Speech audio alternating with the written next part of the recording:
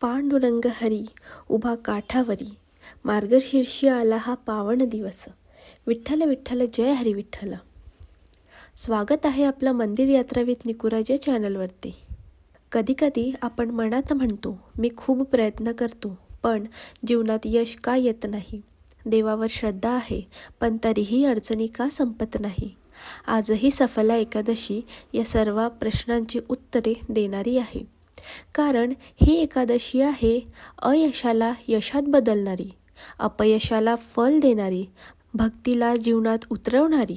आता सफला एकादशी म्हणजे काय? मार्गशीर्ष महिन्याच्या कृष्ण पक्षातील एकादशीला सफला एकादशी असे म्हणतात.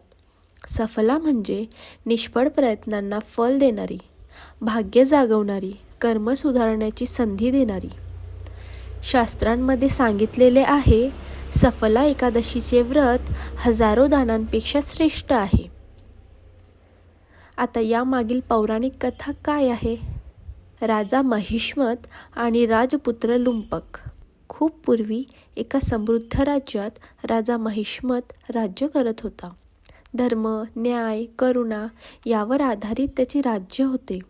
पण त्याचा मुलगा लुंपक याच्या स्वभावात मात्र मोठा दोष होता.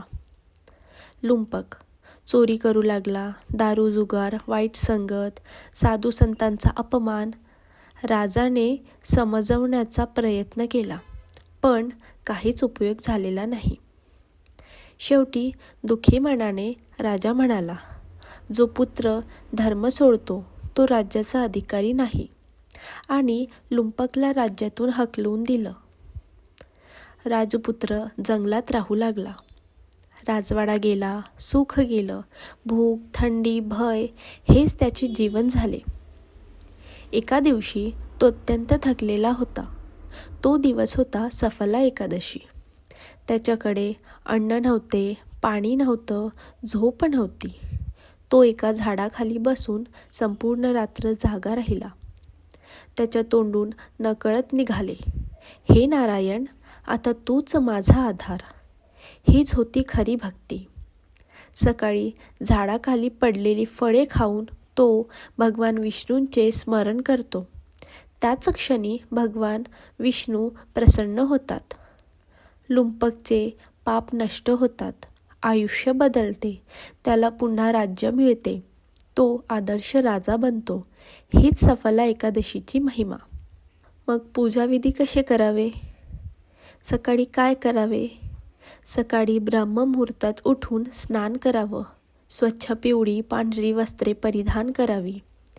पूजा साहित्यामध्ये तुळशीपत्र, हळद कुंकू, फळे, दिवा, अगरबत्ती हे सगळं असावं. मंत्रोच्चारण करावं. ओम नमो भगवते वासुदेवाय. विठ्ठल विठ्ठल जय हरी विठ्ठल. नंतर उपवास करावा. उपवासाने मन आणि शरीर दोनही चांगले राहतात. उपवासामध्ये फलाहार घ्यावा, दूध, साबुदाणा, शेंगदाणे, त्याचबरोबर तांदूळ, गहू, कांदा, लसूण हे टाळावे. शक्य असल्यास निर्जल उपवास करावा. विशेष स्त्रियांसाठी महत्त्वाचे व्रत आहे. या व्रतामुळे पतीचे आयुष्य दीर्घ होते, घरात सुख शांती येते, संतती सुख प्राप्त होते. विठ्ठल म्हणजे भगवान विष्णूंची करुणा, पंढरी म्हणजे भक्तीचा श्वास. या दिवशी पंढरपूर वारीचे स्मरण अनेक पटींनी पुण्य देते. सफला एकादशी आली, भाग्य माझे जागले. सफला एकादशी सांगते, देव दूर नाही पण भक्ती खरी असली पाहिजे. विठ्ठल विठ्ठल जय हरी विठ्ठल.